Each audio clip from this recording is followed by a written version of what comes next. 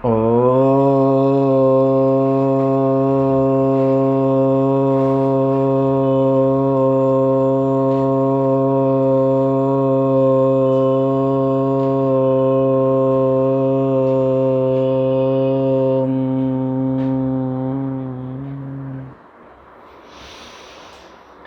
ओम नाद से बहुत लाभ होते हैं। वैसे भी ब्रह्मांड की जो रचना है वो ओम ही नाद से हुई है। ओम नाद करने वाले व्यक्ति को कभी सांस की बीमारी नहीं होती, थायराइड नहीं होता, प्राण शक्ति भी इससे बढ़ती है और पूरे शरीर की शुद्धि होती है। कुंडलिनियों शक्ति के लिए ये बहुत बड़ा सहायक बन जाता है। इसलिए 11 बार नित्य हमें ओम नाद करना चाहिए। ओम नाद उत्पत्ति, पालन और मोक्ष, ये इसका प्रकरण रहता है कि जब ओ शब्द करें तो नाभि पे ध्यान रहना चाहिए, और मध्य जब श्वास मध्य में पहुंचे तो मध्य पे ध्यान रहना चाहिए, और जब श्वास पूर्ण होने पे आ जाए तो मस्तक सिर पर ध्यान होना चाहिए, और अंततः म शब्द को अंदर ही उच्चारण करें। इस प्रकार से इन शब्दों का उच्चारण करना चाहिए। और किस प्रकार से हमारी स्मरण शक्ति बनी रहे, किस प्रकार हम सूत्रों को याद करें, किस प्रकार सूत्र जो है वो हमें अंदर एनर्जी दे, तो उसके लिए हमें भ्रामरी का अभ्यास अवश्य करना चाहिए। भ्रामरी बच्चों के लिए बहुत लाभदायक है, और जिन लोगों को बात कुछ भूल जाए बार बार, उनके लिए भी भ्रामरी बहुत अच्छी चीज़ है। जिनको कोई प्रॉब्लम नहीं है उनको भी भ्रामरी करनी चाहिए, ताकि उन्हें कभी प्रॉब्लम हो नहीं। हम लोगों में यही तो सबसे बड़ी प्रॉब्लम है, अवगुण है, कि हम तब योग करते हैं जब हम बीमार हो जाएं। बल्कि हमें योग को इसीलिए करना चाहिए कभी हम जीवन में बीमार पड़े ही नहीं। पर हम उल्टा चलते हैं।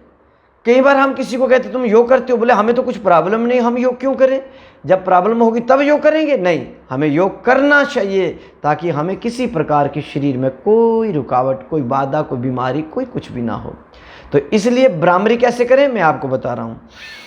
लंबी गहरी श्वास लेकर जीवा को अंदर थोड़ा सा ढीला छोड़ देना है और भ्रामरी करनी है।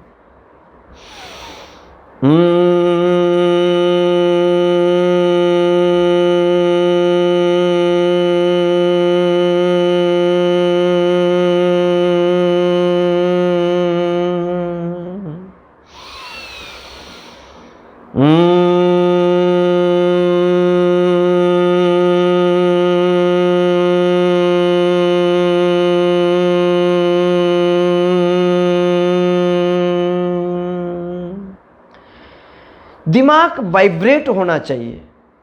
जब हम म कर रहे हैं तो बमरे की आवाज़ आनी चाहिए और शरीर कांपना चाहिए, खासकर दिमाग जो है, सिर मस्तक कांपना चाहिए। ये बहुत लाभदायक चीज़ है। भ्रामरी का अभ्यास अवश्य करें। प्राण शक्ति को बढ़ाने के लिए प्राणायाम का अभ्यास भी करना चाहिए। हम पिछली वीडियो में आपको ये सब कुछ बता भी चुके हैं। और साथ साथ में बैठे बैठे आपको सूक्ष्म आसन भी करने चाहिए। यह आसन तो खड़े होकर करने से भी अच्छा लाभ होता है, परंतु कुछ लोग मोटे होते हैं, कईयों को दर्द होती है, वो ज़्यादा देर खड़े नहीं हो सकते, तो उनके लिए मैं सूक्ष्म आसन बता रहा हूँ। पहले 20 बार गर्दन सीधी सामने रख के 20 बार श्वास को बाहर फेंके। ये कपालभाति नहीं है, ये सूक्ष्म व्यायाम है।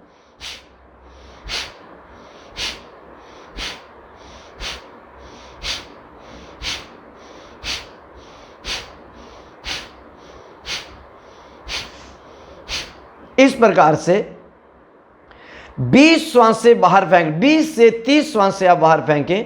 दृष्टि आपकी सामने रहनी चाहिए। दूसरी क्रिया, आपको 5.5 फीट की दूरी पर देखना है और गर्दन आधी झुक जाएगी।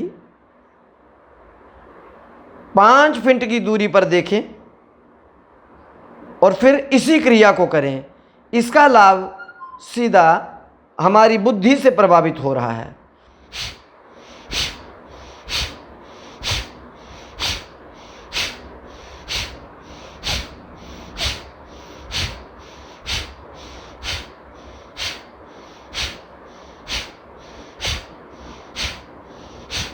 गर्दन ऊपर लाएं।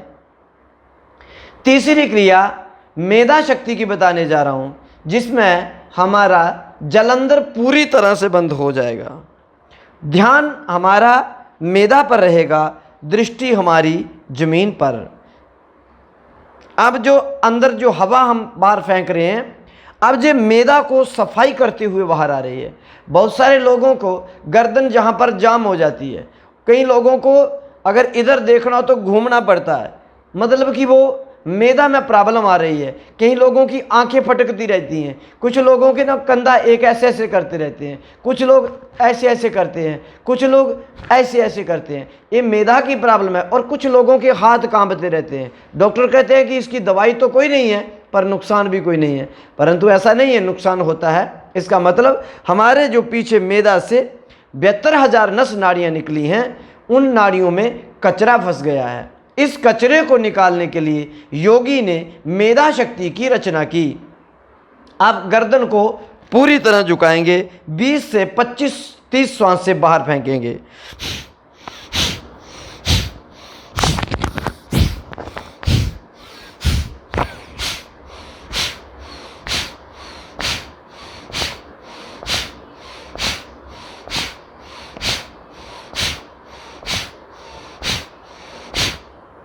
गर्दन ऊपर करें।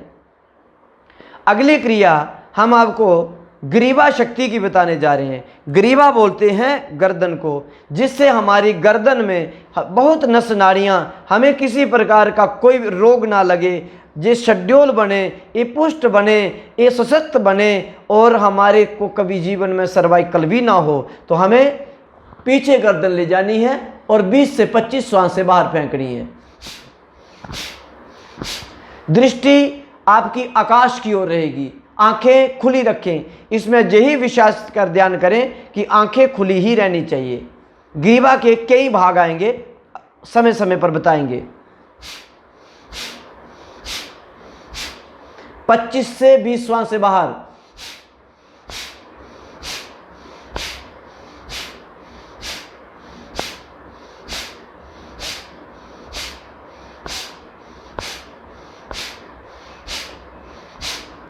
गर्दन को आगे लाएं। अब गर्दन को आगे झुकाएं और 20 से 25 श्वास से बाहर फेंकें।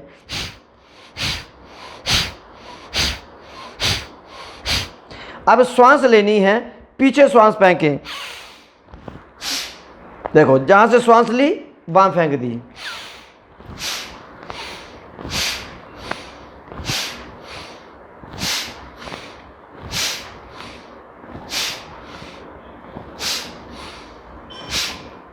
अब ऊपर श्वास लें, आगे आकर फेंकें।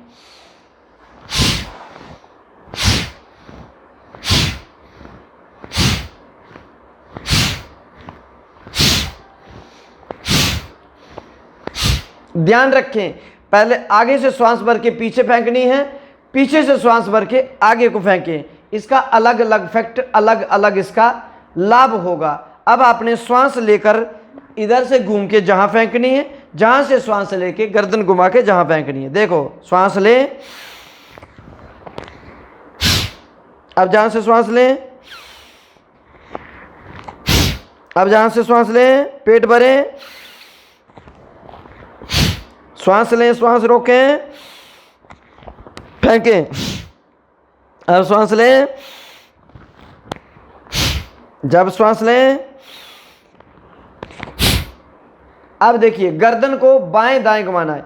आपको सर्वाइकल की कभी बीमारी नहीं होगी और नस नाड़ियों का रोग बिल्कुल ठीक हो जाएगा। गर्दन में दर्द नहीं होगी, थायराइड जैसी चीजें भी ठीक हो जाएंगी। ये बड़ा नाजुक क्रियाएं हैं, इसे जरूर करना चाहिए। देखो, इधर भी श्वास फेंकनी है, इधर भी।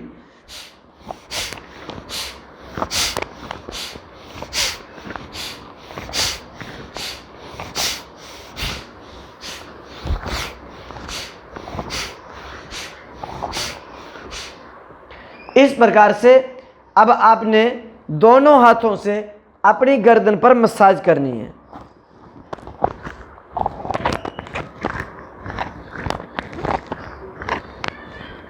इस प्रकार से ये आपका ग्रीवा का व्यायाम हुआ। अब आपको कर्ण शक्ति बढ़ाने के लिए कान बंद करके भ्रामरी करनी है। पहले श्वास लें,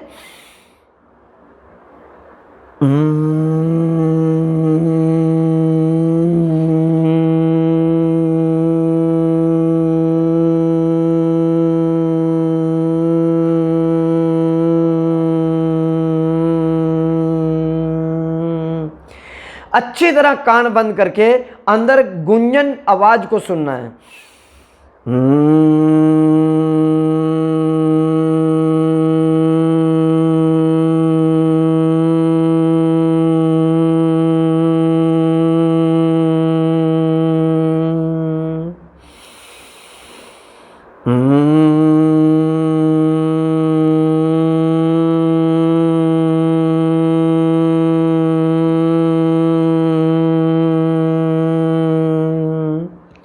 यह क्रिया बच्चे, बूढ़े, युवा, माताएं भी कर सकती हैं, पर ध्यान रहे जो गर्भवती नारियां होती हैं उनको प्राणायाम तो जरूर करना चाहिए, परंतु कुंभक क्रिया नहीं करनी चाहिए। श्वास लेकर श्वास को ज़्यादा देर नहीं रोकना चाहिए। जैसे कुंभक क्रिया, श्वास लें, श्वास को रोकें,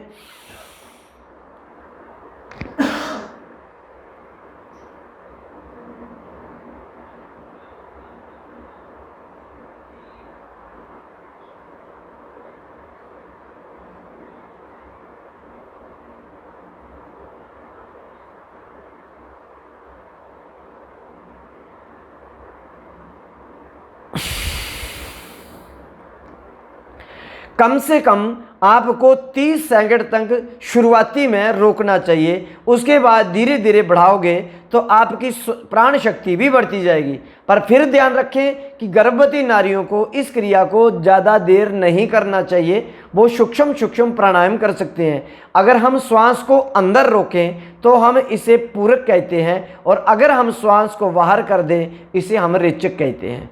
श्वास लेना अंतर कुंभक, बाहर कुंभक। अब हम श्वास बाहर फेंकेंगे और पेट को खाली करके श्वास रोकें।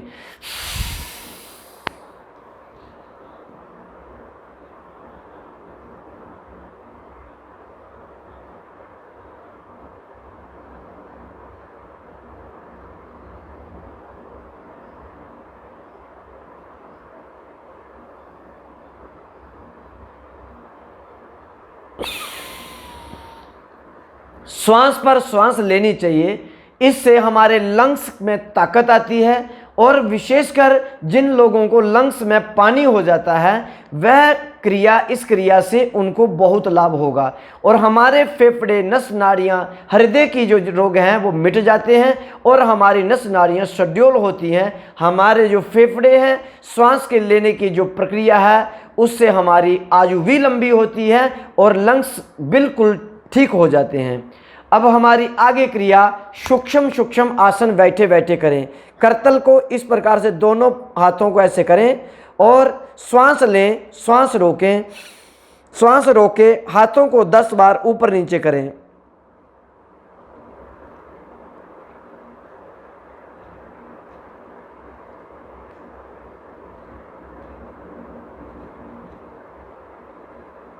क्रिया समाप्त करें। इससे गठिया जैसे रोग भी हमारे दूर होते हैं, जिनको बादी का नुक्स बन जाता है। कभी इस उंगली में दर्द रहती है, कभी इधर दर्द होती है, कभी कलाई में दर्द होती है, कभी भुजाओं में दर्द होने लगती है, उन लोगों के लिए ये क्रिया बहुत लाभदायक है। और पहले आपने ऐसे किया, अब ऐसे 10 बार श्वास रोक के रखें।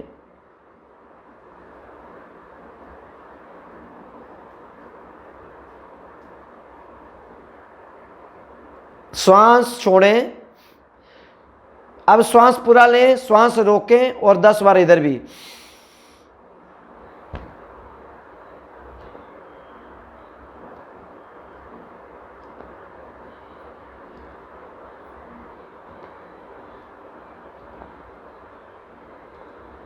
क्रिया को समाप्त करें। ये बहुत लाभदायक चीज़ें हैं। इन क्रियाओं को करने से बच्चे, बूढ़े सब कर सकते हैं, इसमें कोई ज़्यादा ताकत नहीं लग रही है। परंतु चलो रे सखी वहाँ चलें जहाँ वसे ब्रजराज, गौ रस बेचन कू चले एक पंथ दो काज। एक तो आपका शरीर हिष्ट पुष्ट हो जाएगा, और दूसरा अगर जिनका शरीर हिष्ट पुष्ट है उनको कभी रोग नहीं लगेंगे, और जिनको वादी के जो गठिया इत्यादि वादी के नुक्स होते हैं वो ठीक हो जाएंगे। इसमें कई भाग आते हैं। पहले आपने ए भाग किया, अब आपने अंगूठों को अंदर बंद करना है। श्वास लें, श्वास रोकें।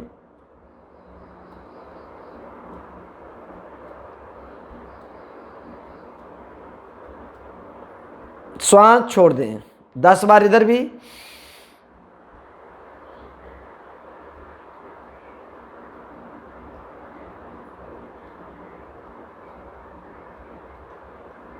श्वास छोड़ दें। अब 10 बार ऐसे। देखो इसमें कंधों की शेप ऐसे करके नहीं करना है, सम दृष्टि इस प्रकार से रहना चाहिए। इन क्रियाओं में यही योगी ने सावधानी बताई है।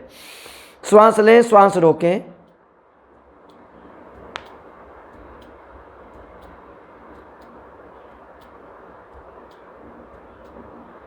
कितनी सूक्ष्म क्रियाएं हैं, बहुत लाभदायक है।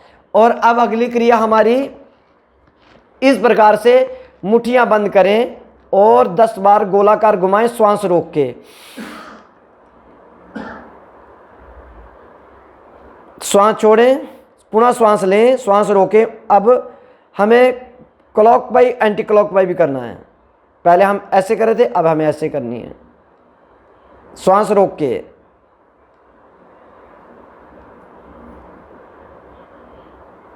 श्वास छोड़ें, बाजुएं इस प्रकार से ले जाएं। श्वास लें, श्वास रोकें, क्लॉक वाइज घुमाएं, श्वास छोड़ें, एंटी क्लॉक वाइज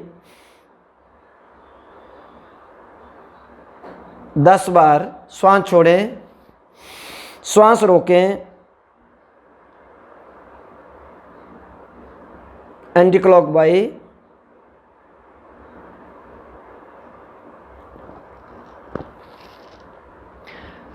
इसी प्रकार से सूक्ष्म क्रियाएं बहुत लाभदायक होती हैं। अब आपने उंगलियों को भी इस प्रकार से 10 बार ऐसे, 10 बार ऐसे, 10 बार ऐसे एंटी क्लॉक, 10 बार ऐसे, 10 बार ऐसे कर खिंचाव, करमूल भी इस प्रकार से कर सकते हैं। अब श्वास पर कोई नियंत्रण नहीं, जो नेगेटिव एनर्जी आपके अंदर थी वो सारी बाहर जा रही है। आंखें बंद रहेंगी, श्वास पर इस पर कोई नियंत्रण नहीं करेंगे।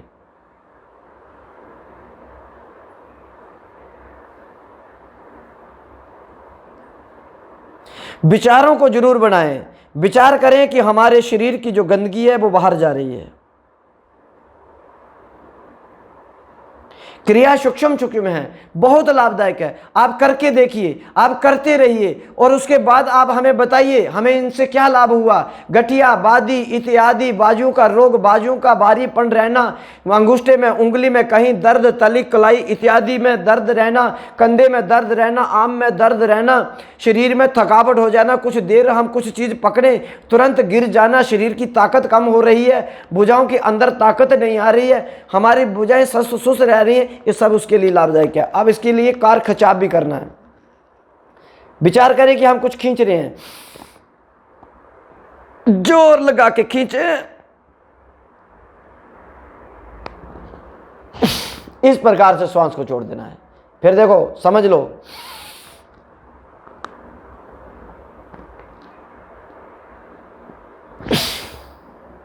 एक बार और।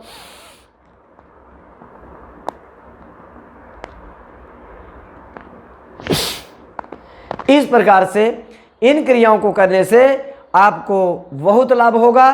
तब तक आप इन क्रियाएं को करिए, हम आपको पुनः दूसरी क्रिया के बारे में जल्दी बताएंगे। राधे राधे।